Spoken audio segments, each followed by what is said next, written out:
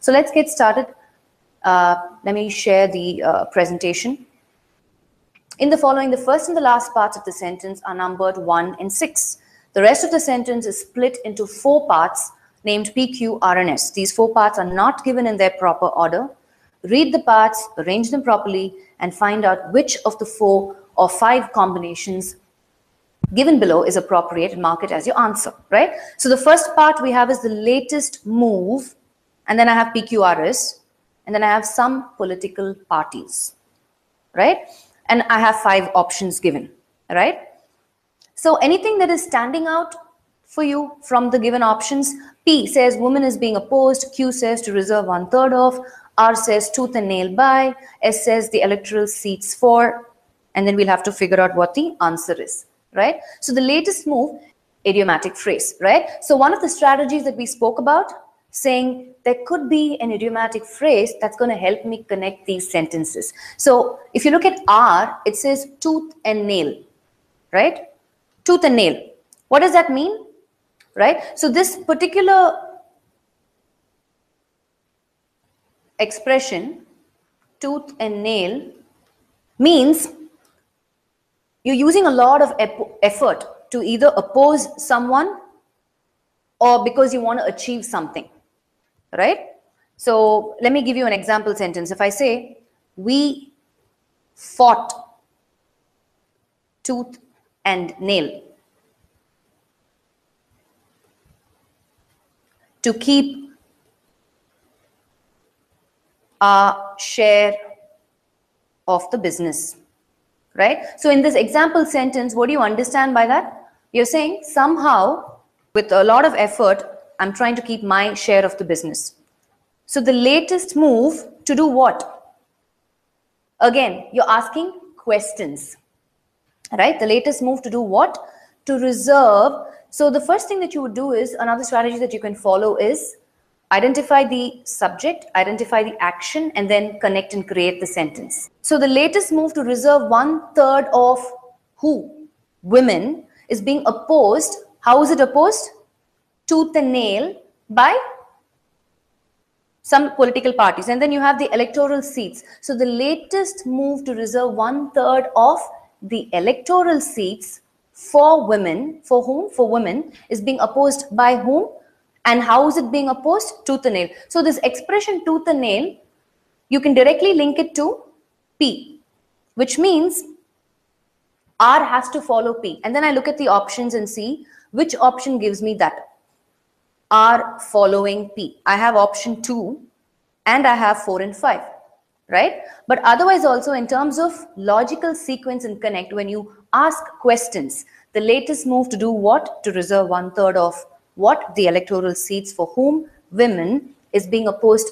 How is it opposed? Tooth and nail by some political parties. So what you've basically done is you've focused on the idiom tooth and nail, understanding that P has to follow R, right? And who's opposing it? Somebody has to oppose it. The party mentioned is some political parties in 6. So which means R has to be the last before I connect it with the closing part of the sentence, right? So the answer is 2. So here we've applied idioms as well as we've asked questions focusing on keywords. One of the most pernicious, and then I have PQRS, and then I have exploitation and oppression. So another tip for you to do is, by applying the strategies, you also tend to save time, right? Quickly. So I'm going to ask you guys, what's the one clue in this question which will help you save time without even having to go through everything? This is one of the strategies that I'd mentioned. Q has a comma, right? Of the system of caste hierarchy. When you have a comma, you can expect a list of series, right? And then it has to end with and then another word to complete the thought, right? So which means what has to get linked with Q? The last one, right? Caste hierarchy, of the system of caste hierarchy, exploitation and oppression. That's it. You only paid attention to, you may not be familiar with these words: pernicious, reactionary, you may not be familiar with these words. It still doesn't matter. Yes, vocabulary, knowledge on vocabulary can be useful. However, look at this. Now let's link it, right? So you've paid attention to the comma here, and you know there's a list of series, right? Now let's look at it. So the only option that is closing with Q is what? Option 5, RSPQ. See, usually in these questions, right, we need to kind of focus on commas, especially sentence fragments.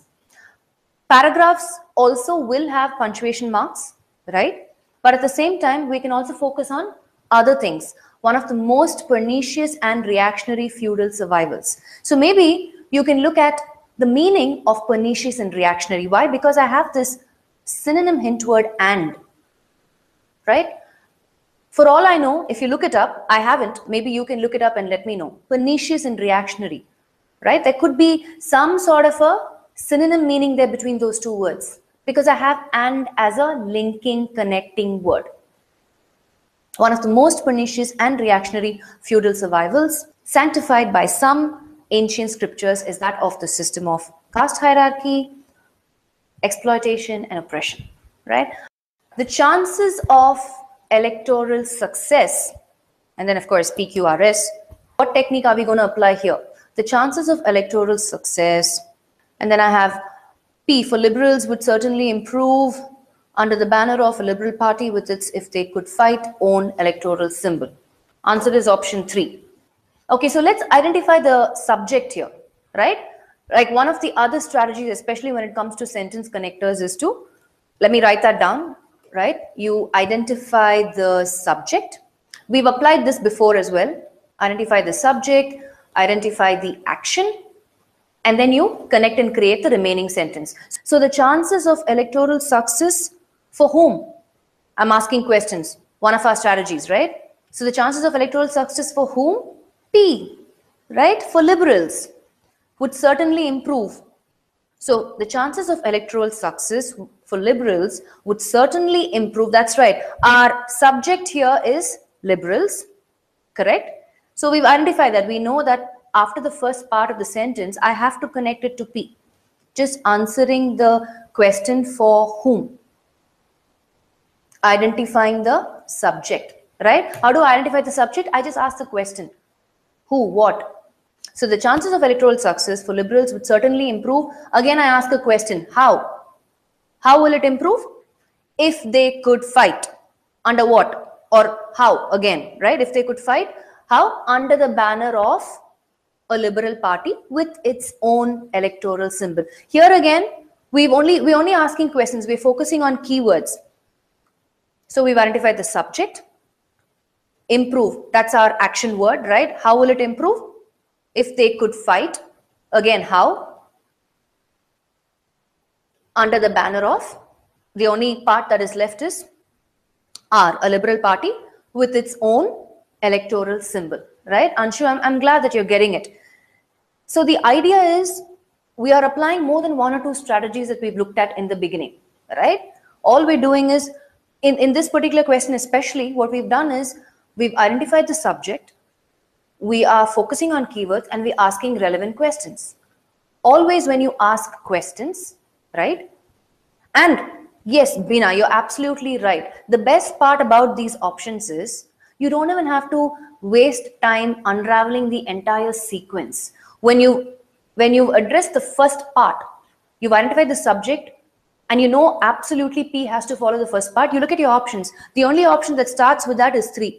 And with its own, that's a grouping of words, that's collocation. We've heard people use this phrase with other words connecting in various contexts, right?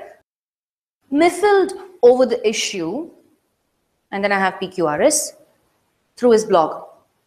Of not being given, Chetan Bhagat continues to spew anger, due credit for the film 3 Idiots. So what's it going to be? What's the sequence? Augustine says D. Yeah, so it's between A or D. I hope you understand the meaning of the word miffled. What's the meaning of miffled? You're offended, right? You're annoyed because something is not going the way you want it to. So miffled over the issue. Okay. So what was the issue? Right? I'm asking questions again. So I understand the meaning that this word brings in the context, right? Miffled, which means I'm either offended or annoyed that something is not going the way I want it to.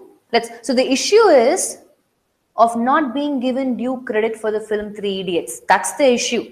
This person who, Chetan Bhagat, did not receive due credit for this film Three Idiots. So look at the last part. The last part is through this blog. Chetan Bhagat continues to spew anger. So another hint word for you is this person is continuing to vent out his anger, right? To spew anger means what? He's venting. And what medium is he using? What is the medium that he is using to do this?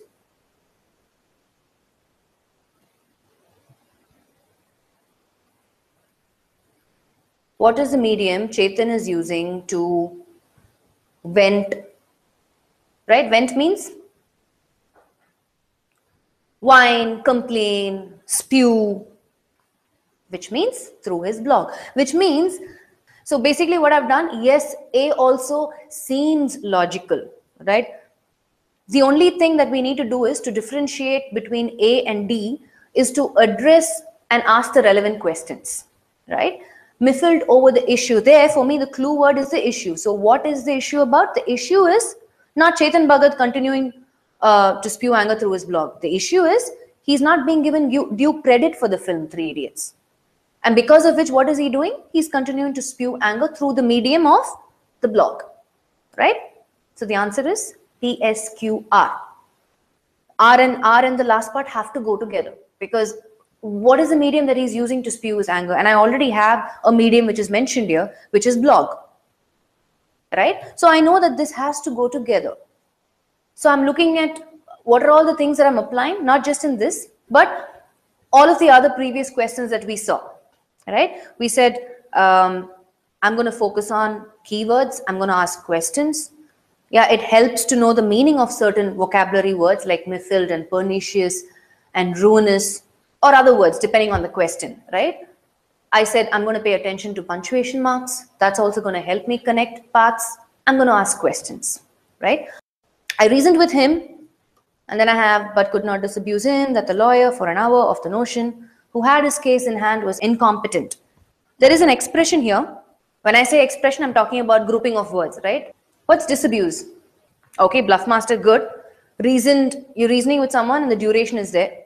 But you can also say I reasoned with him but could not disabuse him, right? It doesn't necessarily have to follow the duration. In this context, yes, a duration is mentioned.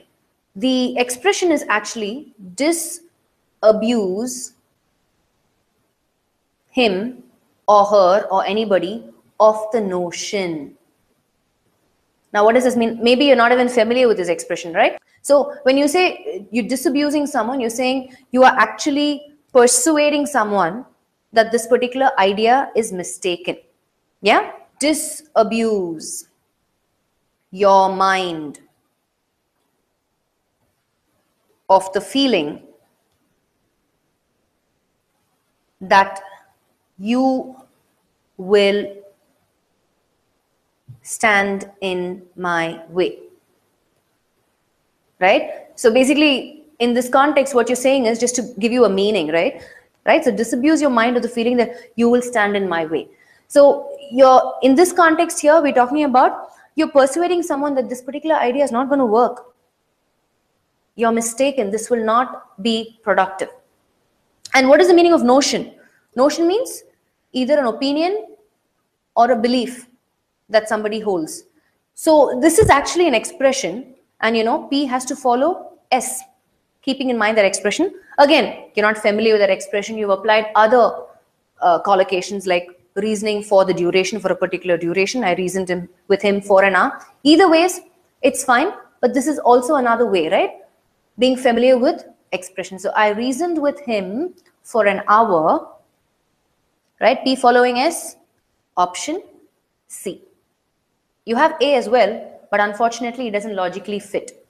I reasoned with him that the lawyer for an hour. Doesn't make sense. A. So the only option is C. I reasoned with him for how long? For an hour, but could not disabuse him of the notion that the lawyer who had his case in hand was incompetent. Okay, great.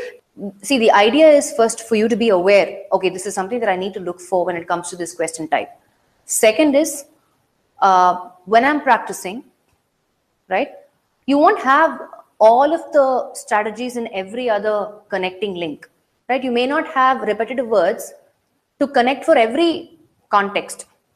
It's not plausible. So that is one of the strategies that you can apply. Yeah. But others, like we said, we continue to keep asking questions. We continue to focus on keywords and vocabulary, like domino effect. Understanding that particular phrase also helps me figure out the sequence, right? So the strategies pretty much remain the same. The only thing is we need to kind of practice more so we start applying those strategies and look at the question in a completely different light, where it doesn't become that complex or difficult, right? So the more you kind of read extensively, you're already getting familiar with the context, right? You come across even a finding error question for that matter. It's basically news headlines, right? So the more you read, the more aware you are of context, whether it's finding errors, close passage, jumble sentence, reading comprehension, whatever it is. I hope this was a good session in terms of, just you becoming aware of certain things. Maybe you learned a couple of new concepts, and I will catch you guys in another session with another interesting topic. Take care.